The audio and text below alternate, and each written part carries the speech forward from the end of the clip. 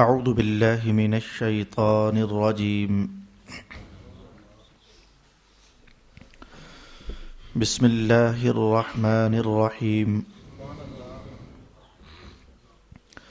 إن الله يأمر بالعدل والإحسان وإيتاء ذي القربى وينهى عن الفحشاء والمنكر والبغي يعظكم لعلكم تذكرون. صدق الله مولانا العظيم. الصلاة والسلام عليك يا سيدي يا رسول الله. الصلاة والسلام عليك يا سيدي يا حبيب الله. الصلاة والسلام عليك يا سيدي يا شفيع المذنبين وعلى آلك وأصحابك يا سيدي يا رحمة للعالمين.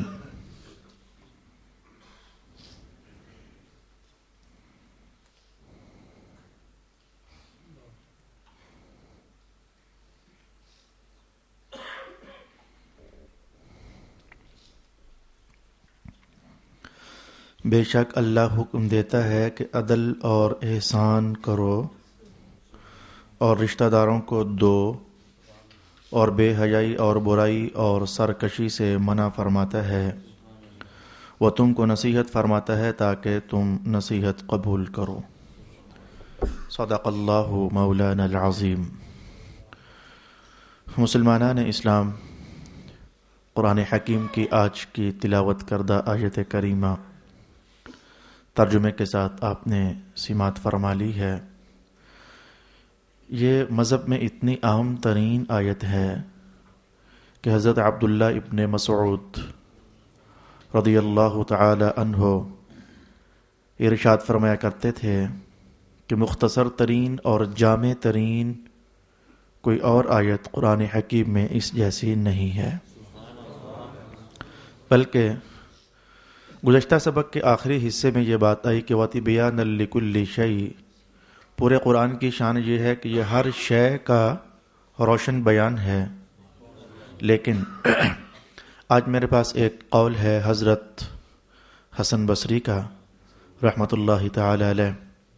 آپ فرمایا کرتے تھے کہ مجھے جو نظر آ رہا ہے وہ جو بات پورے قرآن کے متعلق تھی کہ یہ ہر شے کا روشن بیان ہے، میں حسن کہتا ہوں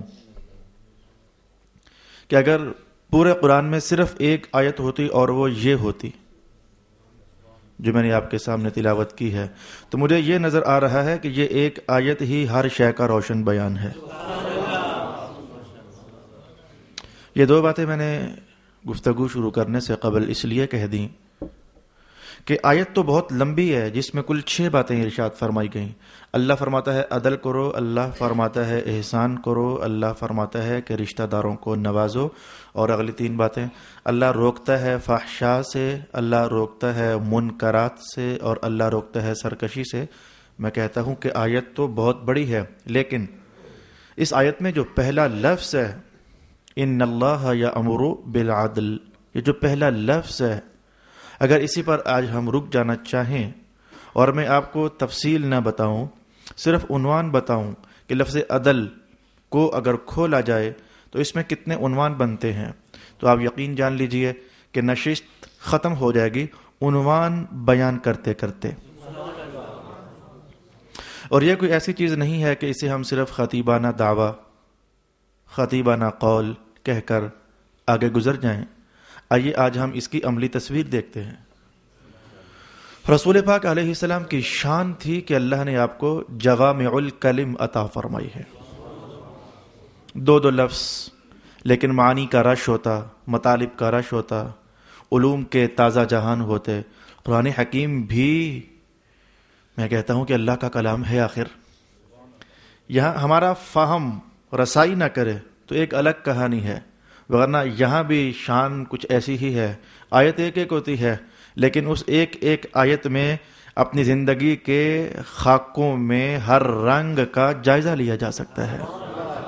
اچھا، میں زیادہ وقت اب نہیں لیتا. میں چاہتا ہوں کہ آج ہم دیکھیں کہ ہمارا قرآن کتنا وسیع ہے، اس میں علوم کے کیا معارف ہیں، اس میں کیا فہمائش کے تازہ جہاں آباد ہیں. تو آئیے، رب کائنات نے ارشاد فرمایا، اللہ تمہیں فرماتا ہے کہ عدل کرنا. اللہ پاک تمہیں حکم ارشاد فرماتا ہے کہ عدل کرنا.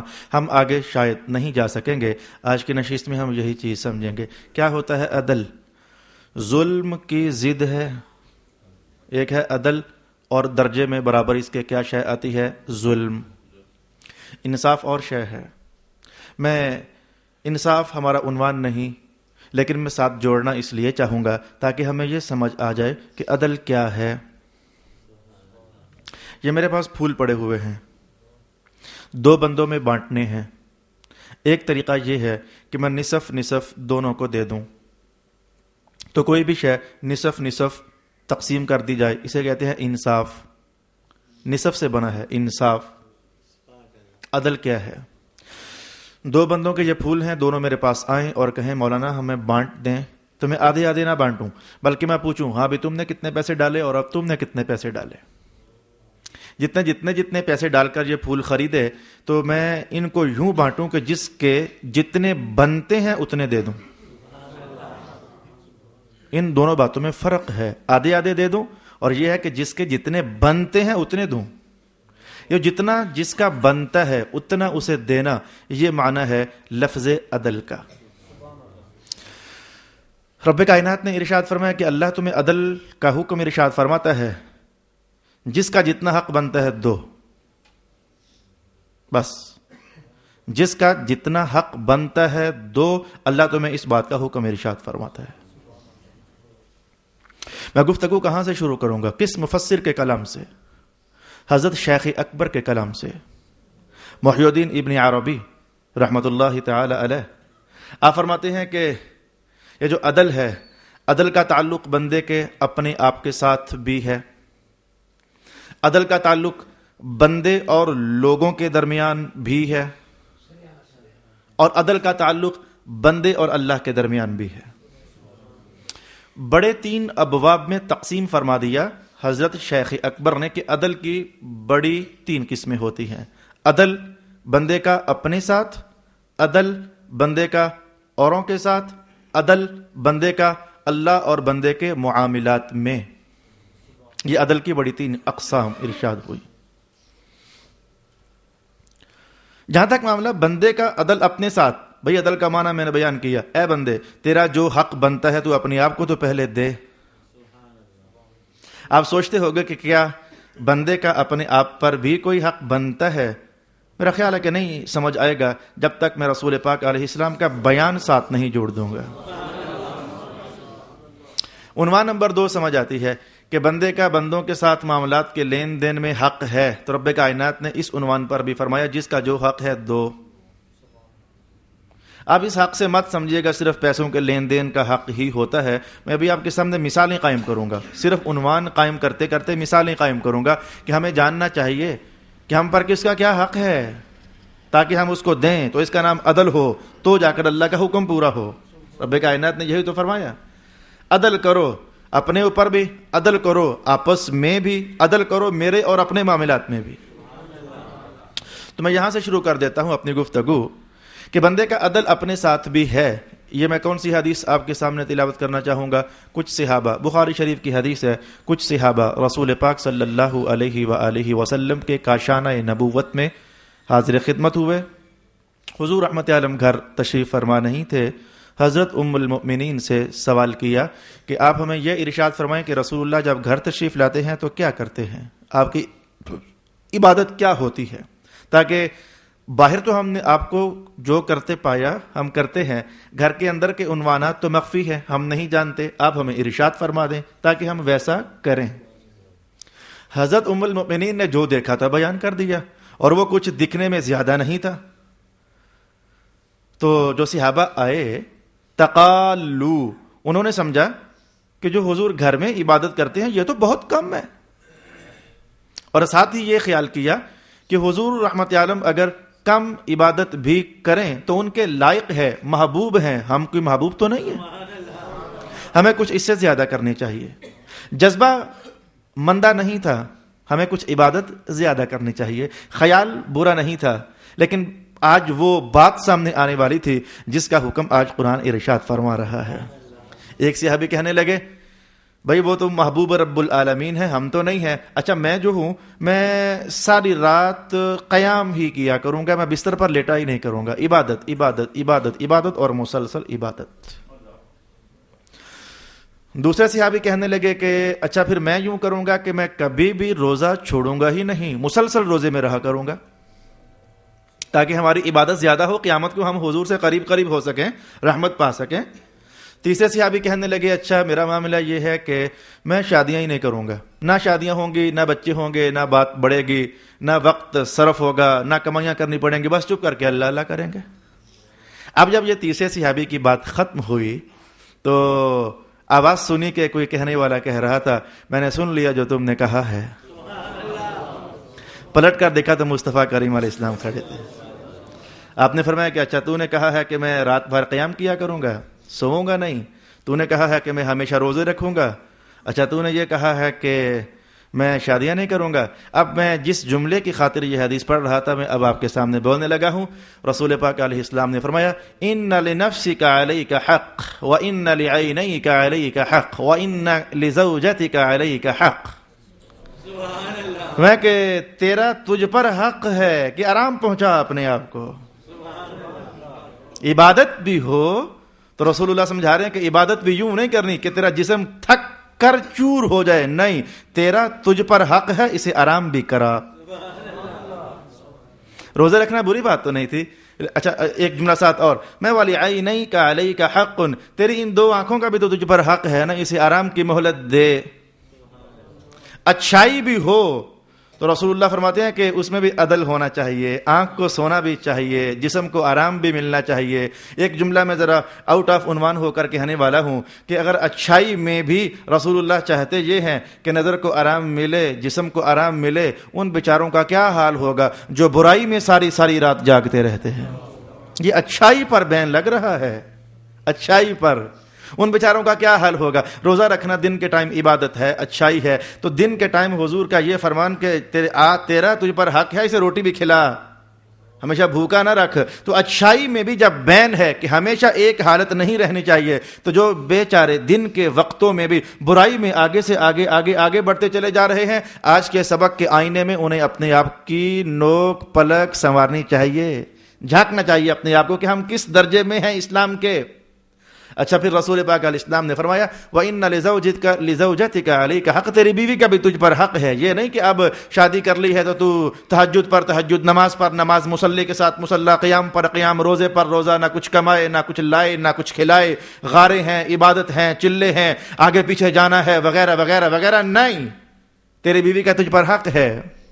میں نے ایک حدیث شریف تلاوت کی آپ کو یہ بتانے کے لیے، آج تفصیل میں کہہ ہی نہیں پاؤں گا، اگر میں تفصیل کہنے لگ جاؤں گا تو میرا عنوان بہت پھیل جائے گا اور میں شاید اسے سمیٹ نہیں پاؤں گا۔ تو آپ نے محسوس کیا کہ آپ کی آنکھ نظر کا آپ پر حق ہے، اسے آرام کی مہلت دو، آپ کے جسم کا آپ پر حق ہے، اسے ستھرا کھلاؤ، اسے آرام کی مہلت دو، اور اس سے آگے بڑھ جائیے، مثلا تیرا تجھ پر کیا حق ہے۔ رسول پاک علیہ الصلوۃ والسلام کا یہ قول مبارک محفوظ کیجئے، نہا رسول اللہ علیہ الصلوۃ والسلام عن السمر، حضور فرمایا کرتے تھے کہ عشاء کی نماز کے بعد جاگا مت کرو، سو جایا کرو۔ سمر کہتے ہیں کہ عشاء کی نماز کے بعد باتیں کرنا، اس کو حضور نے منع فرما دیا، سو جایا کرو۔ تین بندوں کو رسول پاک علیہ السلام نے اجازت ارشاد فرمائی، تین طرح کے بندے ہیں جو جاگ سکتے ہیں، فرمایا ایک عالم جاگ لے، اس نے پڑھنا پڑھانا ہے، ایک خاوند جاگ لے، اس کے کچھ مخفی زندگی کے عنوان ہیں بیوی کے ساتھ، ایک میزبان جاگ لے، جس کے پاس مہمان آئے ہیں تو اس کی دل لگی کے لیے چند باتیں کرنے کا موقع میسر ہو جائے۔ اور میں تین طرح کے بندے جاگ سکتے ہیں، باقیوں کا حق ان پر یہ ہے کہ جس سارے دن بھر کے تھکے ہوئے ہیں، عشاء پڑھ کے فوراً سو جائیں، سویرے اٹھنا بھی تو ہے نا۔ یہ بندوں کا بندوں پر حق بیان کیا جا رہا ہے۔ مثلا میں ایک اور آیت آپ کے سامنے پڑھنے لگا ہوں، رب کائنات نے ارشاد فرمایا قوا انفسکم، اپنے آپ کو دوزخ میں نہ جانے دینا، بچانا اپنے آپ کو دوزخ سے۔ یہ آپ کا آپ پر حق ہے، آپ کا جسم دوزخ میں کہیں نہ چلا جائے، کچھ ایسا نہ ہو جائے کہ جسم دوزخ میں چلا جائے۔ میں صرف عدل کی وضاحت میں ایک یہی آیت بھی پڑھ دیتا. آج کا سبق ایسا ہے جدھر سے کوئی ایک شے بھی پڑھ تو لگتا ہے پورا مذہب ہی اس میں آ گیا. مثلا یہ عنوان اپنے آپ کو دوزخ سے بچانا، اب ظاہر ہے کہ یہ پورا مذہب اس میں آ گیا کہ تجھ پر جتنے بھی احکام شریعت ہیں سارے پورے کرو گے تو اپنے آپ کو دوزخ سے بچاؤ گے نا.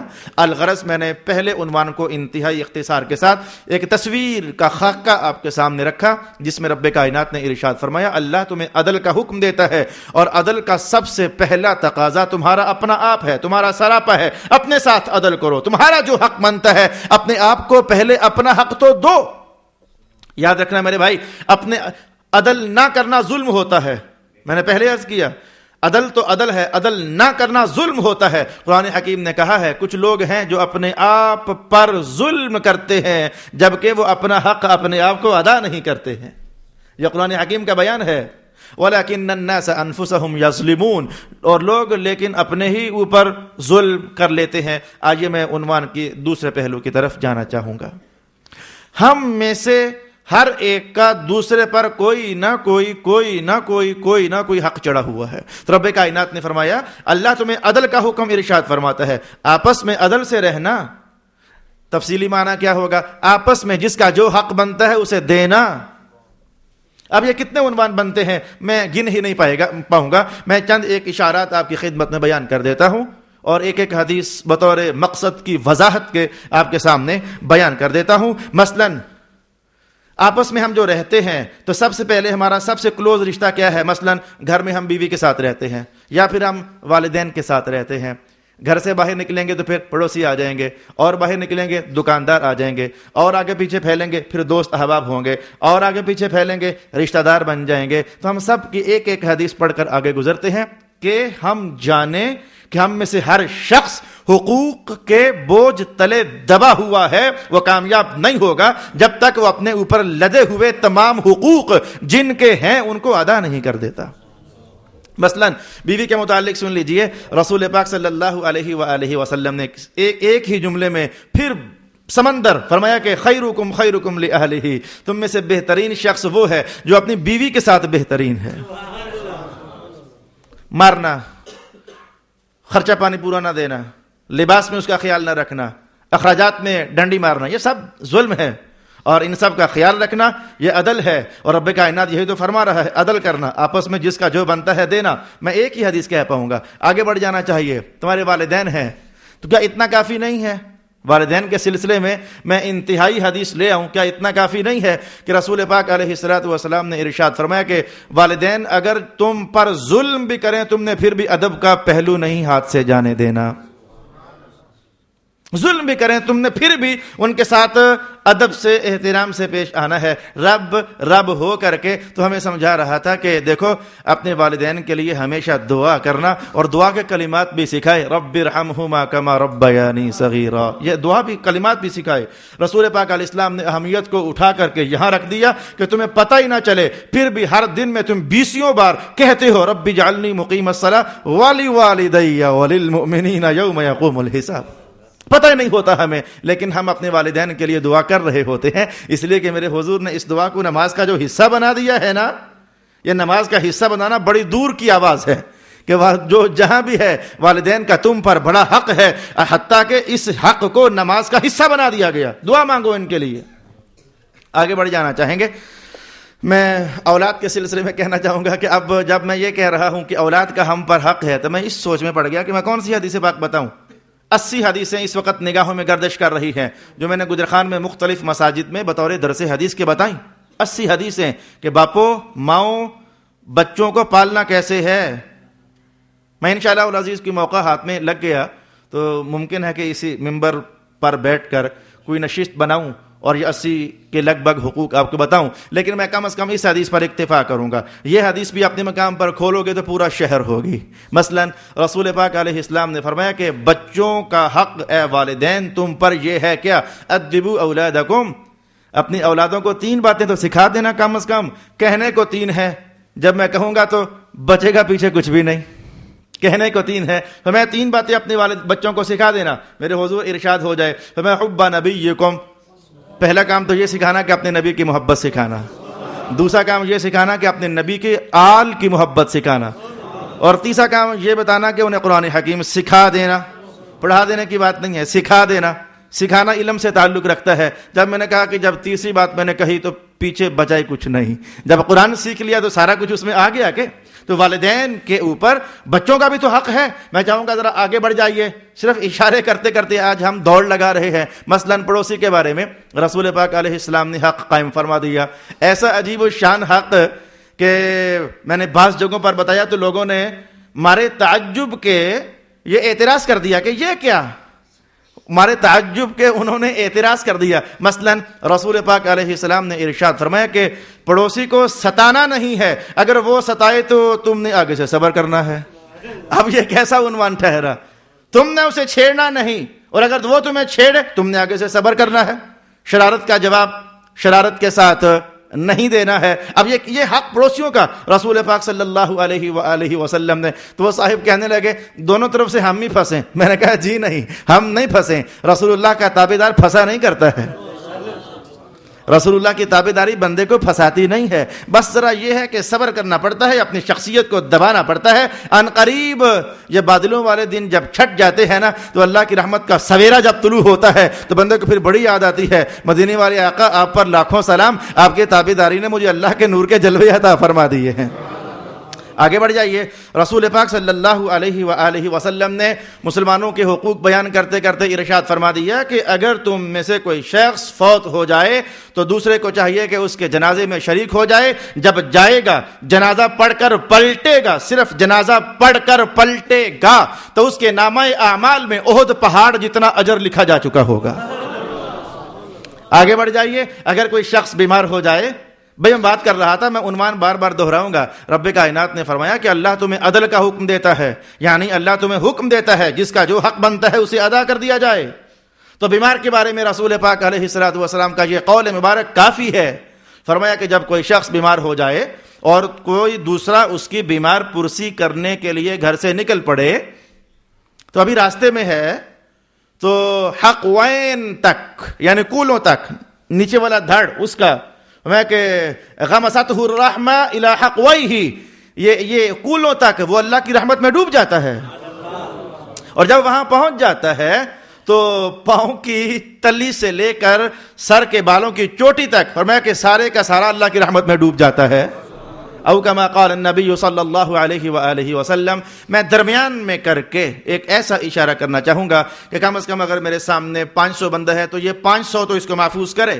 اور اگر اللہ کے حکم سے یہ سبق اوروں تک بھی پہنچ گیا میڈیا کے ذرائع کے ذریعے، میں ریکویسٹ کروں گا کہ مذہب کے اس سبق پر بڑا خاص دھیان دو میرے بھائی. میں حدیث پاک کون سی بولوں گا پھر آپ کو سمجھ خود آئے گی. رسول اللہ صلی اللہ علیہ وسلم نے ارشاد فرمایا کہ ایک شخص اس لیے بخشا گیا، کس لیے کہ وہ راستے میں سفر کر رہا تھا تو ایک ٹہنی تھی درخت کی جو راستے میں ذرا جھکی ہوئی تھی. درخت نہیں تھا، صرف ایک ٹہنی تھی جو راستے میں جھکی ہوئی تھی.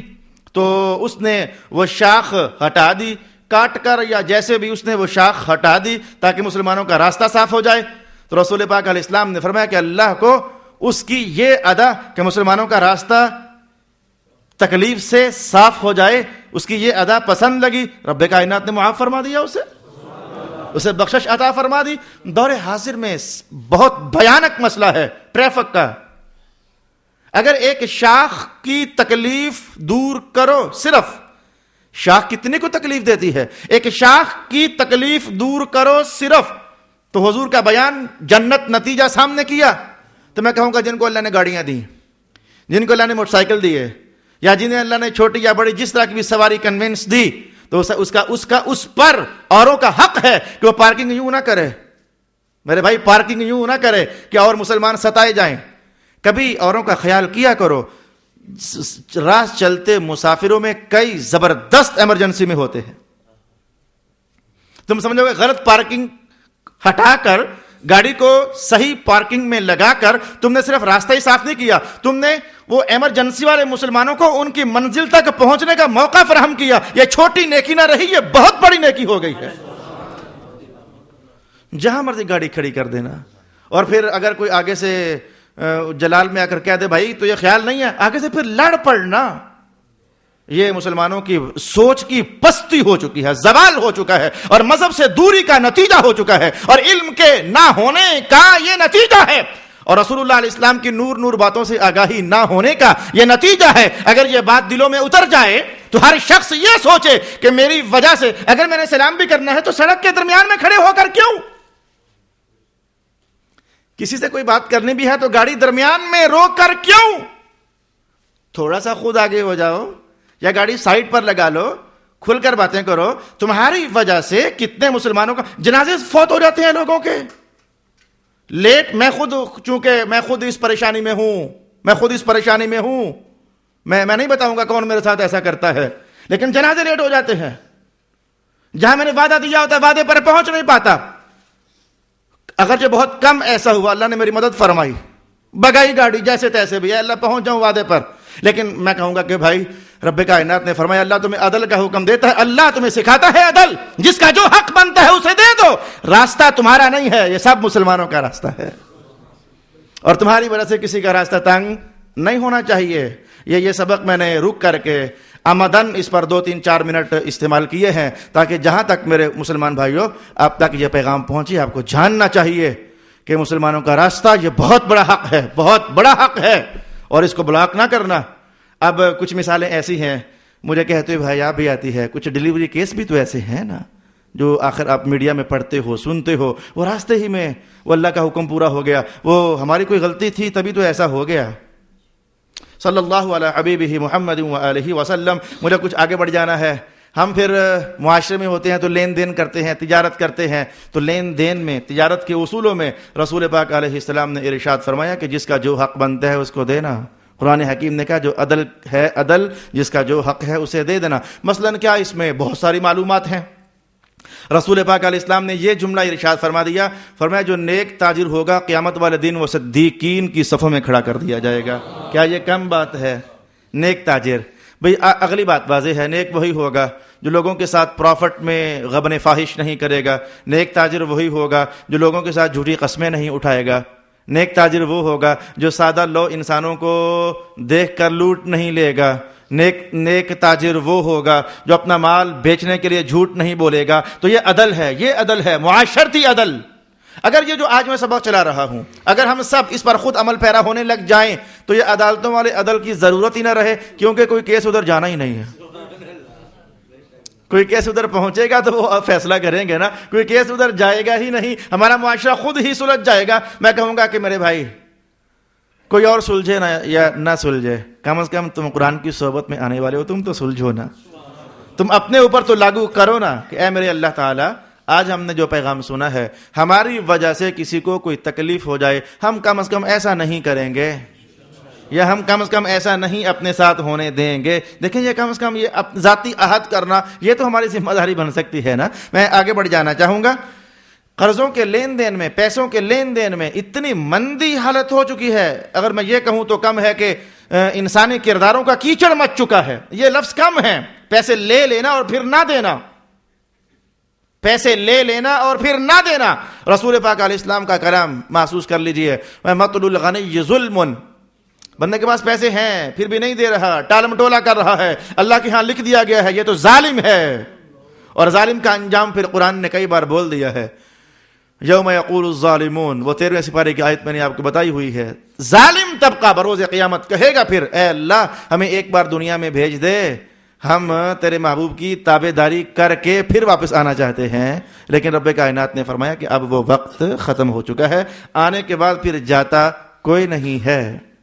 جو ہمارے پاس ایک بار آ گیا پھر اسے جانے کی اجازت نہیں ہے۔ تو میں نے کہا کہ یہ پیسوں کے لین دین میں آگے بڑھ جائیے۔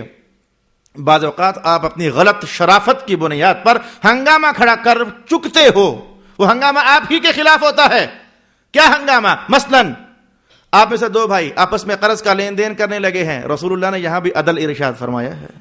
دو شخص آپس میں لین دین کرنے لگے ہیں تو قرآن پاک میں سب سے لمبی آیت کس عنوان پر اتری؟ اگر کوئی سوال کرے جواب دینا کہ قرض کے لین دین پر۔ سب سے لمبی آیت، نماز پر نہیں، حج پر نہیں، زکوٰۃ پر نہیں، زنا پر نہیں، چوری پر نہیں، ڈکیتی پر نہیں، بدماشی پر نہیں، سب سے لمبی آیت قرض کے لین دین پر اتری، اور اس آیت کا نام ہے آیت المداینہ۔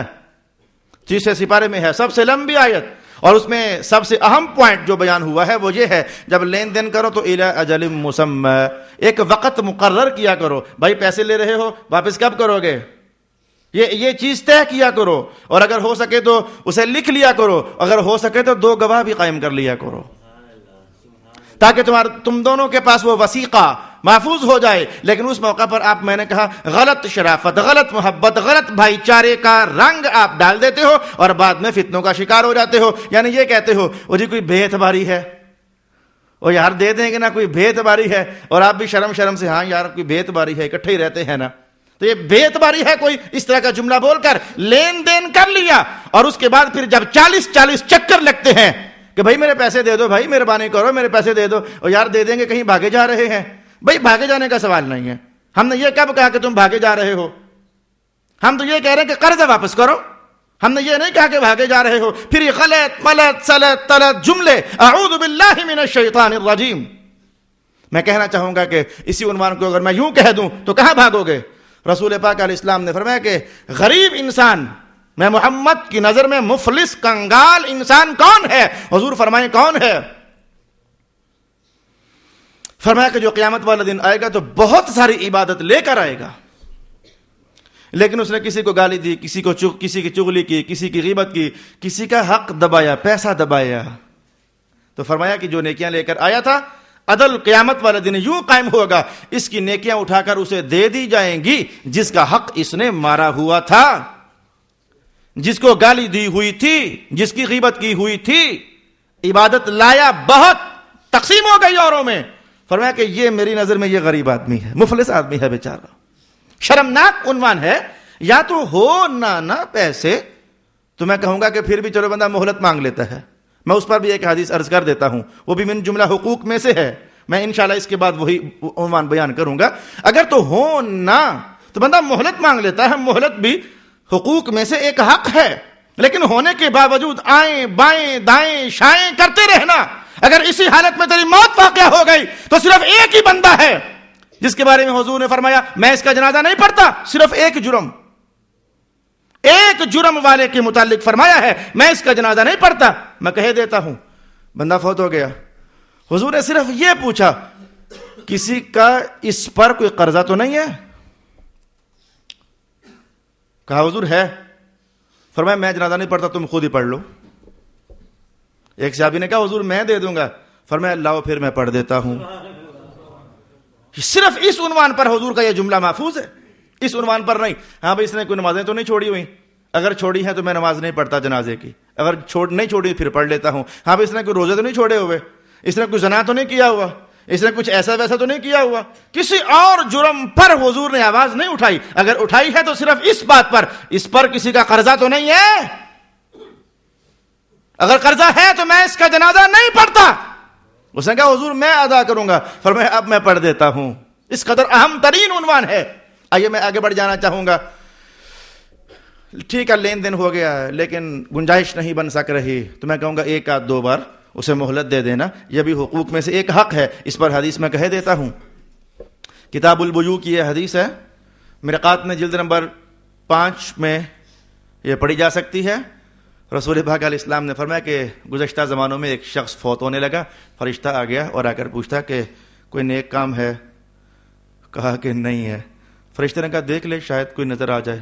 اس نے سوچا اور سوچ کر کہا کہ ہاں ایک کام نظر آتا ہے مجھے نیک. میں لوگوں سے تجارت کرتا تھا اور تجارت کرنے میں مجاوزت کر لیا کرتا تھا. مجاوزت یہ کم پیسوں پر سودا دے دیا کرتا تھا، آنے والے کا خیال رکھ لیا کرتا تھا. اور ایک دوسری حدیث کے الفاظ یہ بھی ہیں کہ انذار المعسر، میں تنگ دست کو تھوڑی سی مہلت بھی دے دیا کرتا تھا. یہ 2 الگ الگ حدیثوں کے الفاظ میں نے آپ کے سامنے پڑھ دیے. میں کم پیسوں پر بھی سودا دے دیتا ہوتا تھا. تو حضور فرماتے ہیں اللہ کی طرف سے آواز آئی اگر یہ بندہ ہو کر کم پر سودا دے سکتا ہے تو میں رب ہو کر کم پر جنت بھی دے سکتا ہوں. لہذا کام اس کا کم ہے، ایک ہی ہے، اسے ایک ہی نیکی یاد آئی ہے، فرشتوں دے دو جنت. تو یہ بھی من جملہ حقوق میں سے ہے. اگر تمہاری ادائیگی کوئی بندہ نہیں کر پا رہا اسے تھوڑی سی مہلت دے دو. چلو تھوڑی سی مہلت دینے سے قیامت والے دن تمہارا معاملہ سیدھا ہو جائے گا. آگے بڑھ جانا چاہوں گا.